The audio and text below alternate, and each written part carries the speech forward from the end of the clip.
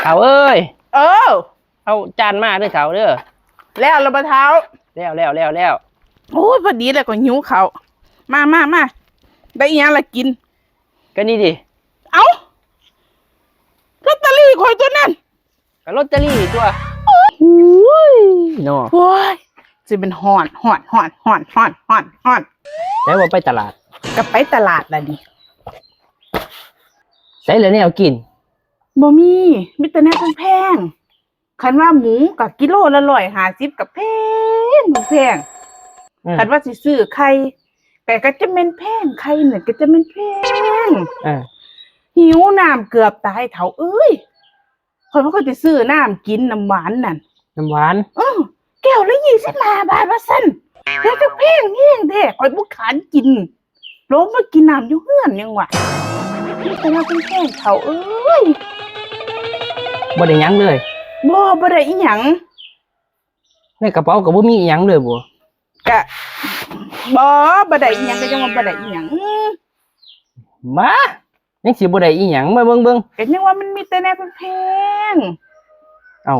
เจ้าเป็นหยังคือบ่ให้ข่อยเบิ่งก็ซั่นครับว่ามีแต่แนวแพงๆได้อีหยังมานี่โอ้ยซื้อมาอีหยังนี่มันบ่แพงบ่นี่บ่แพงเนื้อหมูก็แพงป้าก็แพงน้ำก็แพงสิกินหยังบาดนี่บ่กินหยังเดี๋ยวข่อยสิเฮ็ดให้กินเองก็ซั่นเฮ็ดให้ข่อยกินนะเฒ่ากำลังหิวไปเฒ่าไปเฮ็ดให้ข่อยกินนะไปเดี๋ยวข่อยเฮ็ดให้กินไปเฮ็ดให้ข่อยกินข่อยไปหากินน้ำข่อยหิวน้ำข่อยบ่หาซื้อน้ำกินได้เฒ่าเอ้ยแพงแฮงแก้วละ25 บาทแพงน้ำนั่นสิซื้อน้ำหวานกินก็บ่หาซื้อแพงโอ้ยอิหยังก็บ่กล้าซื้อกิน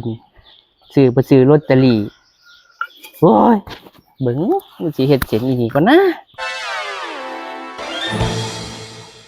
นี่ละเมนู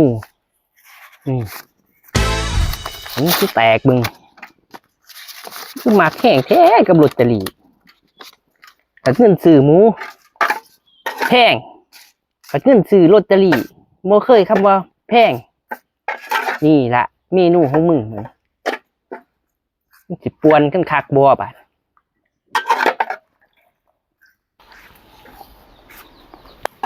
เฒ่าเอ้ยเอาจานมาเด้อเฒ่าเด้อ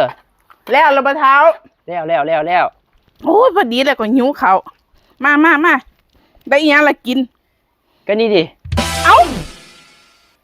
ลอตเตอรี่ข่อยตัวนั้นก็ลอตเตอรี่ตัวโอ้ยของนี่มันกำลังสิออกวันนี้โอ้ข่อยไม่เห็นจังซี่ได้จังได๋เอ้ามันบ่ถูกดอกเทื่อข่อยนี่จังสิว่ามันบ่ถูกหามันถูกแล้ววันที่1เฮ็ดจังได๋มันบ่ถูกบ่แอดอกเทื่อข่อยนี่เอาไปกินกับเขาเอาไปหยังเกาะไปกินกับเขามันบ่มีหมูมีหยังเฮ็ดให้กินแล้วลอตเตอรี่นี่นะเฒ่ากินกับข้าวโก้ยว่าไปทั่วทิพย์ทั่วแดนเดี๋ยวข่อยสิซื้อไข่มาต้มสู่ลูกกินดอกเจ้ากินตัวนี้มื้อนี้ไปก่อน